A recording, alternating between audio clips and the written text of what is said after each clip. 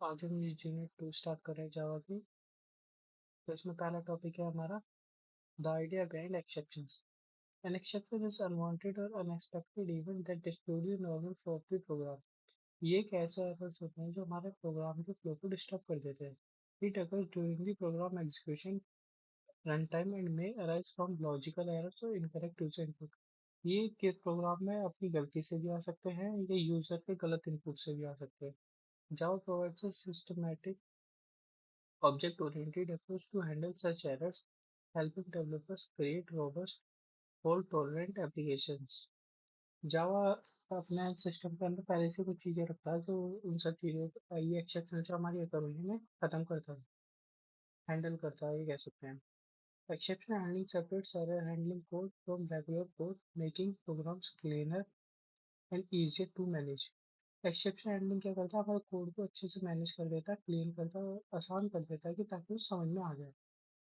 तो अब इसमें आते हैं सेकंड टॉपिक पे हमारा एक्सेप्शंस एंड एरर्स। एक्सेप्शंस क्या है? These are the condition that a program should catch and handle. Exception हुआ जब प्रोग्राम हमारा पकड़ने में आ जाए कि हमने क्या गलती हुई है।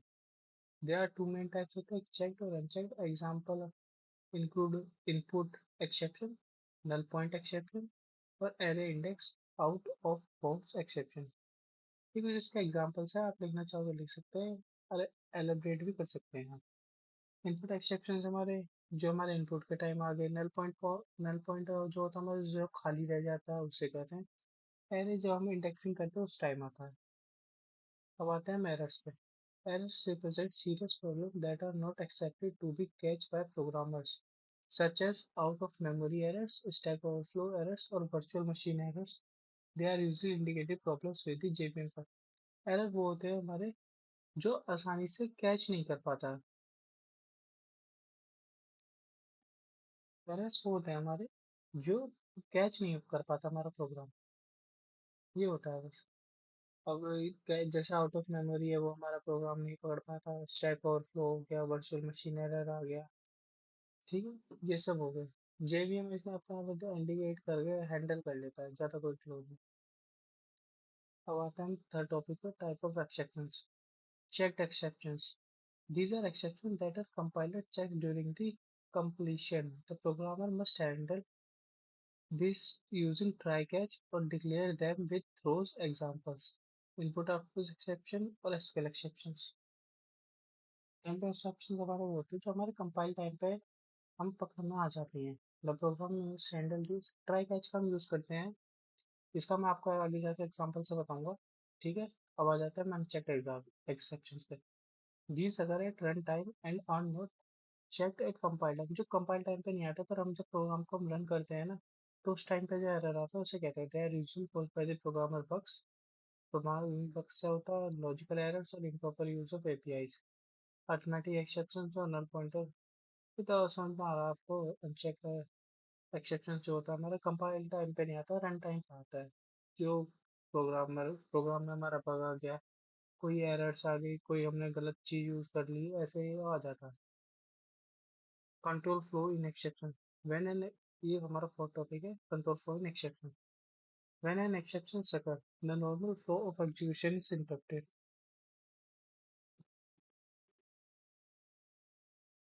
Normal flow of execution is interrupted. इसका मतलब ये जब एक्सेप्शन आएगी तो हमारा जो फ्लो होगा कोड का उसमें कुछ गड़बड़ आ जाएगी, कोई वो ढंग से काम नहीं करेगा। The control moves to the nearest matching catch block if any. अगर कोई हमारे पास कैच ब्लॉक होगा ट्राई के बाद तो उसमें वो मूव कर जाएगा हमारा। If finally block exit, it executes regardless of whether an exception was thrown or catch. अगर उसमें फाइनली ब्लॉक होगा, अगर उसमें थ्रो मतलब अगर उसमें हमारा एक्सेप्शन आता भी है या नहीं आता, तो फाइनली ब्लॉक क्या करता है हमारा, जो हमने आउटपुट हमने चाहते हैं फाइनली ब्लॉक में हम लिख चुके हैं वही हमारा आउटपुट आएगा, चाहे वो हमारे में एरर दे या ना दे। If no cache block matches and there is no exception handling, the JVM terminates the program. ये तो आपको समझ में आ रहा है। अगर उसमें कोई भी एरर नहीं कैच होती है या हमारा कोई भी कैच ब्लॉक नहीं मिलता है या एक्सेप्शन हैंडलिंग नहीं हो पाती है, तो JVM क्या करता है हमारे प्रोग्राम को टर्मिनेट कर देता है पूरी तरीके से। एक कंट्रोल फ्लो का एग्जांपल है, आप एक बार इसे देख लेना, ये पेपर में आ सकता है। वैसे तो कंबाइन होके ही आएगा, नॉर्मली नहीं पूछा जाएगा, 2 नंबर में का टॉपिक है अगर सिंपल पूछता है तो इसे। जी अब आता है fifth topic, JVM reactions to exceptions. When an exception is thrown and not handled by the program, the JVM stops normal execution. अगर एक एक्सेप्शन आती है और किसी प्रोग्राम से हैंडल नहीं हो पाती है तो JVM क्या करता है, रोक देता है हमारे प्रोसेस को। It prints an error message and stack trace to help the developer understand what went wrong and where the program terminates abnormally. ये चेक करता है कि एरर कहाँ आया है, क्या दिक्कत आ गई, कैसे वो हमारा टर्मिनेट हो गया, क्या गलती आ गई हमारे प्रोग्राम। ठीक है। Handle exceptions on the other hand allow the programmer to continue और एग्जिट ग्रेसफुली। हैंडल एक्सेप्शन क्या करता है, हमारा प्रोग्राम को रन करने देता है ताकि अच्छे से हमारा आउटपुट मिल सके। अब आ जाता है हमारा six topic, use of try catch finally throw. इसके देखो दो दो नंबर में आराम से पूछा जाता है। ठीक है। ये अलग अलग भी आ सकता है, अरे इसको इलेबरेट भी कर सकते हो आप। मैं आपको शॉर्ट में बता देता हूँ क्या क्या होता है, फिर तो आप लिखना तो जानते ही हैं। Try contains code that might throw exception. Try block में हम कोड, जैसे आपने अभी एक देखा था, ये ट्राई, इसके अंदर जो हमारी एक्सेप्शन होगी ना, कि अगर उसमें कोड हमने लिखा है, जैसे हम कोड दे रहे हैं उसे अपना प्रोग्राम को, कि अगर इसमें एक्सेप्शन हो तो एक बार से ट्राई जरूर करना। अगर एक्सेप्शन नहीं हो तो हमारा रन कर देना। अगर एक्सेप्शन आ जाती है तो कैश ब्लॉक में चला जाएगा, तो कैश ब्लॉक में हम एक्सेप्शन अपनी टाइप करके रहेंगे ना, वो प्रिंट होएगी फिर हमारी। और फाइनली में तो आपको पता ही है, जो हमारा कोड है वो फाइनल प्रिंट होता ही है। Catch defines how to handle a specific type of exceptions. जो मैंने अभी बताया, जो ट्राई में एक बार आपको नॉर्मल सिंपल वर्ड में बताता हूँ। ट्राई के अंदर क्या होता है, जैसे आप प्रोग्राम लिख रहे हैं कोई, तो अगर आपने उसमें ट्राई लिखा है और आपको लगता है उसमें एक्सेप्शंस आ जाएंगी, कुछ भी एरर आ सकता है, तो आप ट्राई ब्लॉक में उसे लिख दीजिए उस कोड को। अगर उसमें कोई भी एरर होगा तो ट्राई ब्लॉक में हमें पहले ही वो मिल जाएगा मैसेज कि इसमें एरर है। अगर उसमें बाई चांस कोई एरर नहीं होती है तो कैच ब्लॉक में चला जाएगा, तो हमारा कैच ब्लॉक में हमारा ये एक्सेप्शंस होगी। अगर एरर आती है तो कैश ब्लॉक में चला जाएगा, कैश ब्लॉक में हमारी एक्सेप्शंस जो रहेंगी वो हमें गिव आउटपुट में मिल जाएंगी। और अगर हमारा कोड में कोई एरर नहीं होती है तो हमारा सीधा फाइनली पे शिफ्ट हो जाएगा। ठीक है। अब आ जाएगा finally. Finally always execute after try and catch use to resource cleaner. जो मैंने आपको भी बताया कि ट्राई और कैच के बाद होता है, इसमें जो हमारा आउटपुट हमने चाहते हैं ना वही मिलता है हमें।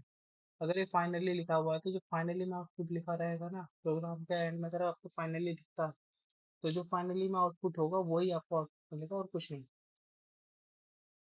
थ्रो का मतलब ये एक्सेप्शंस को हमें प्रोवाइड करता है, थ्रो का यही काम होता है। Throw declare the exception that method might throw used in method C. दो सेम ही होते हैं, बस ज़्यादा कुछ फर्क नहीं होता है। ये एक एग्जांपल है, आप एक बार देख लेना। आ जाते हैं हम अगले टॉपिक पे, inbuilt and user defined exceptions. Inbuilt exceptions होते हैं, Java provides several predefined exceptions classes like arithmetic exception हो गया, null point exception, class not found exception। ये कुछ exceptions होती है जो इनबिल्ट हमारे जावा के अंदर होती है। जैसे अर्थमेटिक हमारा, आपको ये समझ अर्थमेटिक में 1 2 3 ऐसे हमारे जो न्यूमेरिक डिजिट होती है उनके लिए होता है ये। नल पॉइंटर हमने कुछ जगह खाली छोड़ दिया उसके लिए हो गया। कोई हमने क्लास बनाना भूल गए तो उसके लिए हो गया ये। और यूजर डिफाइंड एक्सेप्शंस होंगे, Java allow developer to create custom exceptions for specific applications needed by extending the exceptions classes। ये यूजर डिफाइन का मतलब तो आप सीधा समझ रहे हैं, जो जैसे हम कोड लिख रहे हैं, मैं एक यूजर हूँ, मैं कोड लिख रहा हूँ, मेरी तरफ से कोई एरर आ गई तो वो यूजर डिफाइंड एक्सेप्शंस हो जाती है। ठीक है। ये examples of user defined exceptions कौन सी होगी, class as exceptions, extended exception. ये मतलब एक एग्जांपल है इसका, आप देख लेना। क्लास एक हमने क्लास बनाई एज की, एक्सेप्शन एक्सटेंड कर रहे हैं हमने एक्सेप्शन में, एज एक्सेप्शन स्ट्रिंग। हमने क्लास बनाई एज एक्सेप्शन की, उसको हमने एक्सटेंड कर दिया एक्सेप्शन में, फिर एज एक्सेप्शन में हमने स्ट्रिंग मैसेज लिख दिया। जाहिर सी बात है हमें एरर मिलेगी, तो और हम सुपर मैसेज हमारा प्रिंट हो जाएगा कि एरर है, बस यही है, इसमें और कुछ नहीं है। एक बार इसे आप देख लेना, एग्जांपल है, इंपॉर्टेंट है। चेक्ड और अनचेक्ड एक्सेप्शंस। चेक्ड एक्सेप्शंस कौन से होते हैं, verified eight compile time, must be handled using try catch और डिक्लेयर्ड यूजिंग थ्रोस। ये जो चेक जो होते हैं जो हमारे कंपाइल टाइम पे होते हैं, और ये जो हैंडल होते हैं वो ट्राई कैच का और थ्रोस की मदद से डिक्लेयर होते हैं। ट्राई कैच तो आपको पता ही है। फिर भी बता देता हूँ, चलो एक बार आपको क्लियर कर देता हूँ। ट्राई का मतलब ये है, जैसे आपने प्रोग्राम लिखा, आपने उसमें ट्राई का यूज़ करा, ट्राई एंड कैच का। अगर आपके कोड में कोई एरर होगा तो ट्राई के अंदर दे देगा, तो कैच में जो आपने आउटपुट लिखा होगा वो आपको दे देगा। और अगर आपका कोड एरर फ्री होगा तो आपने जो फाइनली में आउटपुट लिखा होगा वो आपको आउटपुट मिल जाएगा। थ्रोस क्या करते हैं, उन एरर्स को हमें गिव देते हैं, जो हमारे ट्राई और कैच के टाइम आते हैं तो उन्हें डिक्लेयर करने के काम आते हैं। ये किसका एग्जाम्पल है, तो आप इसे एक बार देख लेना। File not found exception, interrupted exception, अगर फाइल नहीं मिली तो इंटरप्ट कर देगा, एक्सेप्शन आ गई। अनचेक्ड एक्सेप्शन डिटेक्ट होता है हमारे रन टाइम पे, हैंडल देन इज ऑप्शनल। जब आपका रन टाइम प्रोग्राम रन हो गया तो आपकी मर्जी है फिर उसे हैंडल करना है या नहीं करना, या आप इसके साथ ही काम चला लेंगे। ठीक है, कंक्लूजन देख लेते हैं। Java exception handling mechanism enhance the reliability and maintainability of an application by providing a structured way to handle errors. Java exception क्या करता है, एक मैकेनिज्म है जो रिलायबल मेंटेनेबल है एप्लीकेशन के लिए, प्रोवाइड करता है कि स्ट्रक्चर वे टू हैंडल करना कि एरर्स को हम कैसे हैंडल करेंगे, using keywords like try catch हो गया, फाइनली थ्रो हो गया एंड थ्रोज हो गया। Developer can isolated error prone code and deal with problems gracefully, making application more robust। बस यही है इसका मतलब, कि इन सब का यूज करके हम अपना जो हमने प्रोग्राम बनाया है उसे और अच्छा और ग्रेसफुल बना सकें। अब आ जाते हैं हम अगले पार्ट पे, unit input and output basics in Java. Java provides a powerful set of input-output classes. In the Java.io means input, and NIO Java NIO का मतलब है Java non-blocking input-output packages to perform data reading and writing operations के perform के लिए input-output का use करते हैं। These are essential for fine handling के लिए, user input and data transfer between the program के लिए जरूरी होता है। ठीक है, तो इसका पहला टॉपिक क्या था, byte stream and character stream। Java input output is characterized into two main based on data types। पहला है byte, तो used to perform input and output 8 bytes का होता है। input output जो होता है हमारा, हैंडल बाइनरी डाटा को हैंडल करने के काम आता है, जैसे हमारी इमेजेस होगी, ऑडियो फाइल्स होगी। क्लासेस जो होते हैं उसमें input stream, output stream, file input stream and file output stream का यूज करते हैं एग्जांपल्स के लिए। इसका एक एग्जांपल है, आप एक बार देख लेना इसे, देख लेना। File input stream, file equals to new file input stream data dot T. Input type, जो फाइल का लगाया हमने इसमें लूप लगाएंगे, I equals to F I N dot read करेंगे।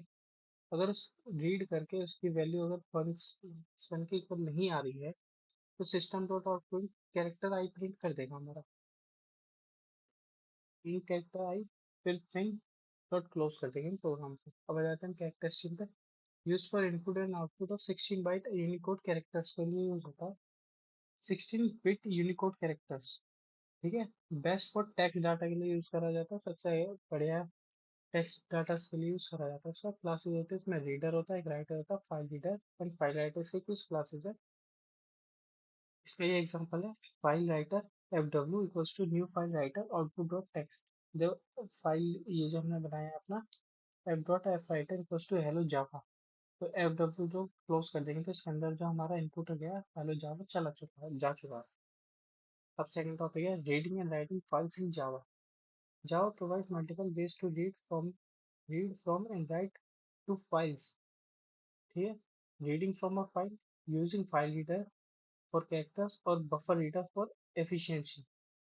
इन दो चीज़ों का हम यूज़ करते हैं। अगर हमें कैरेक्टर से रीड करना है फाइल्स में से तो हम फाइल रीडर का यूज़ करेंगे, और हमें एफिशिएंसी के लिए रीड करना है तो हम बफर रीडर का यूज़ करेंगे। एक इसका एग्जांपल है, आप एक बार देख लेना इसे। अब मैं आपको बताता हूँ, writing to a file using file writer और बफर राइटर। तो फाइल राइटर का जो इनपुट के लिए, जैसे यहाँ पर था फॉर कैरेक्टर्स के लिए रीड करने के लिए, अब कैरेक्टर को हम राइट करेंगे तो फाइल राइटर का यूज़ करेंगे, और एफिशिएंसी को राइट करेंगे तो हम बफर राइटर का यूज़ करेंगे। सेम एग्जांपल है, थोड़ा सा फर्क है, बस एक बार आप देख लेना। अब आता है कंक्लूजन पर। Java input output is essential for performing file operations by using byte streams for binary data and character streams for text. Java input output Java में एसेंशियल है परफॉर्मिंग फाइल ऑपरेशंस के लिए। वो बाइट स्ट्रीम का use करता है binary data के लिए, कैरेक्टर स्ट्रीम का यूज करता है टेक्स्ट डाटा के लिए, ठीक है। जावा enables efficiency and reliable input output classes like file reader हो गया हमारा, file writer, buffer reader, buffer writer simplify file reading and writing, making a Java a strong language for file handling applications। इन सब इन चारों classes का वो use करता है। जब फाइल रीडर हो गया, फाइल राइटर हो गया, लिखने के लिए, रीड करने के लिए, बफर रीडर हो गया, बफर राइटर एफिशिएंसी के लिए उसकी, इन सब का यूज करता है रीडिंग एंड राइटिंग के लिए लैंग्वेज में, ठीक है। और ये भी दो दो नंबर के लिए इंपॉर्टेंट है, एक बार इन्हें देख लेना। अब देखते हैं multi threading in Java. Multi threading is a core feature in Java that allows that execution of two or more threads simultaneously, improving the performance of an application by performing multiple operations currently।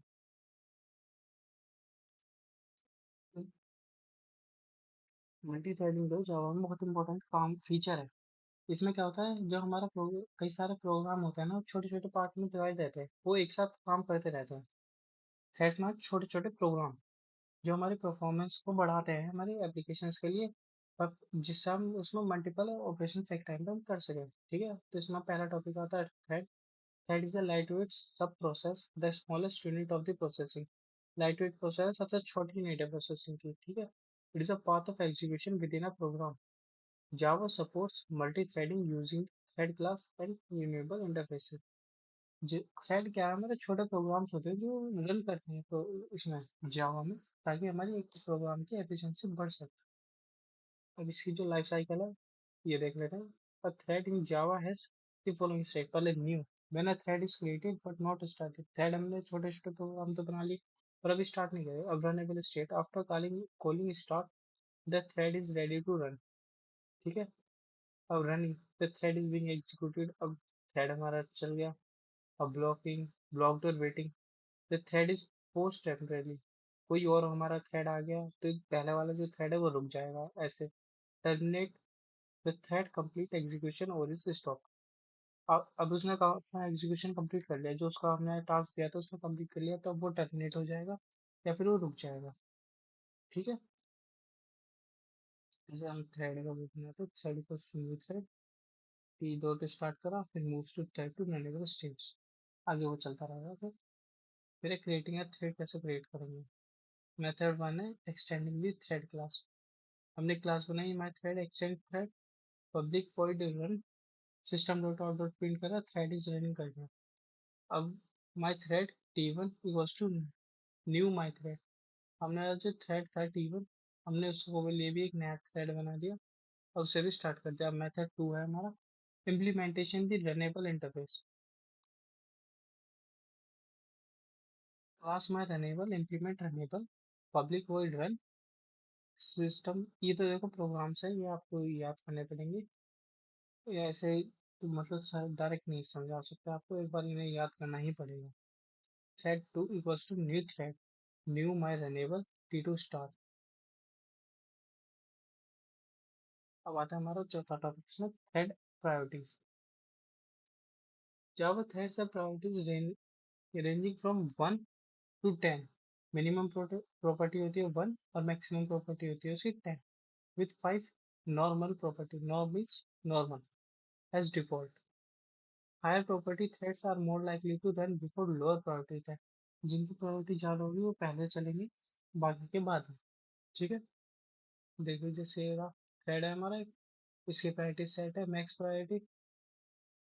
अगर इसकी 10 है तो ये सबसे पहले ये run होगा। अगर इससे पहले अगर कोई भी प्रायोरिटी होगी, जैसे मिनिमम प्रायोरिटी होती है यहाँ पर मैक्स की जगह, और सेट टू 1 होता, तो हमारा यही नहीं चल, पहले मिनिमम वाला नहीं चलता पर हमारा मैक्स वाला ही चलता, इससे ऊपर अगर एक और होता तो। Synchronizing threads, when multiple threads access shared resources, synchronizing is used to avoid race conditions। जब हम मल्टीपल थ्रेड्स को एक साथ एक्सेस करते हैं रिसोर्सेज को, तो सिंक्रोनाइजेशन क्या करता है, जो इनके बीच में रेस है कॉन्फ्लिक्ट कराने से मदद, कॉन्फ्लिक्ट ना हो उसमें उसके लिए मदद आता है। Java provides a synchronize keyword to lock critical sections. तो सेक्शंस को लॉक करने के लिए सिंक्रोनाइज कीवर्ड का ही यूज करता है जावा, ठीक है। इसका एक एग्जांपल देख लेते हैं। Synchronize void print table int n, और इंट जो है आई की वैल्यू एक के बराबर हो, I sorry I equals to या ग्रेटर होना चाहिए 5 से। फिर हम प्लस प्लस करते रहेंगे, system dot out of print l n dot n into i. This ensures only thread can access printable at a time. ठीक है। और the inter thread communication, threads can communicate with each other using wait, notify, and notify all methods. These methods must be called inside synchronized block. जो thread होता है वो कैसे communicate करते हैं एक दूसरे से, वो करते हैं वे क्या नाम है, wait, notify, notify all methods का यूज करते हैं। आगे पढ़ेंगे इसे हम। चलो यही बता देता हूँ मैं आपको, वेट, नोटिफाई, नोटिफाई ऑल क्या है, एग्जाम्पल से बता देता हूँ आपको।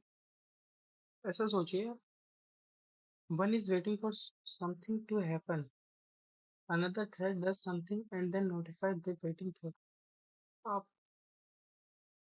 कुछ इस प्रकार से है, वेट में क्या एक थ्रेड चाह रहा है, दूसरा वे थ्रेड जो है उसे नोटिफिकेशन देगा कि मैं आ रहा हूँ, आप रुक जाइए, मेरी प्रायोरिटी ज़्यादा है, पहले मुझे होना है। तो ये है। ठीक है। नोटिफाई ऑलमोस्ट सबको बता देगा, बस ये है, और कुछ नहीं है। वेट में रुकेगा वो दूसरों के लिए, नोटिफाई में जो एक थ्रेड हो जाएगा दूसरे को नोटिफिकेशन दे देगा कि मैं कंप्लीट हो गया और तुम जा सकते हो। फिर वो नोटिफाई ऑलमोस्ट सबको ही नोटिफिकेशन देगा मेरा हो गया, अब आगे आगे तुम जा सकते हो। सिर्फ ये सिंपल। ये इसका एक एग्जांपल है, ये आप देखना चाहें तो देख लीजिए। देखना ही है पर वैसे तो। It helps in coordination between producer consumer type scenarios. जब मैंने आपको बताया प्रोड्यूसर कंज्यूमर टाइप में कैसे, अब ये समझ लीजिए आप एक दुकानदार हैं, अब कई सारे आपके पास कस्टमर आ गए, तो आप पहले एक को देंगे सामान, फिर एक को देंगे, फिर एक को देंगे। आपने जैसे एक को दे दिया पहले वाले को, तो दूसरे वाले को आपने कहा कि आप वेट करिए मैं पहले वाले को दे दूँ सामान। फिर आपने क्या नाम है पहले वाले को सामान दे दिया, दूसरे वाले को नोटिफिकेशन भेज दिया कि आप आ जाइए, अब आपको दे देता हूँ सामान, इनका हो गया। ऐसे ही बाकियों को भी आपने सुनिश्चित कर दिया कि रुक जाइए, पहले मैं इसको सामान दे देता हूँ फिर मैं आपको दूंगा। ये है। ठीक है। अब कंक्लूजन क्या आता है इसका, multi threading and Java program by allowing simultaneous execution of multiple parts with proper thread management, synchronicity, and inter-thread communication. Developers can write efficient and responsive applications. ये तो मैंने आपको भी बताया था। तो मल्टी थ्रेडिंग में क्या होता है कि जो हमारे जो थ्रेड्स होते हैं उन्हें कई कई सारे थ्रेड्स एक साथ यूज करते हैं। जो थ्रेड क्या होता है, हमारे जो प्रोग्राम्स होते हैं ना उन्हें छोटे छोटे पार्ट में डिवाइड करके एक्शंस को परफॉर्म कराया जाता है। ये क्या करता है, हमारी एफिशिएंसी बढ़ाता है ऑल ओवर द प्रोग्राम की, ताकि वो अच्छे से प्रोग्राम एग्जीक्यूट हो। ठीक है। इतना ही है इसमें, ये बहुत है आपके लिए, सफिशिएंट डाटा है। पर मैं फिर भी कहूँगा आप एक बार और थोड़ा सा डीप में जाएं। अगर आपने कुछ नहीं पढ़ा तो ये आपके लिए सफिशिएंट रहेगा। ठीक है। थैंक यू, अपना ध्यान दें, पेपर आ रहे हैं आपके, पढ़ाई लिखाई पे ध्यान दें। Thank you.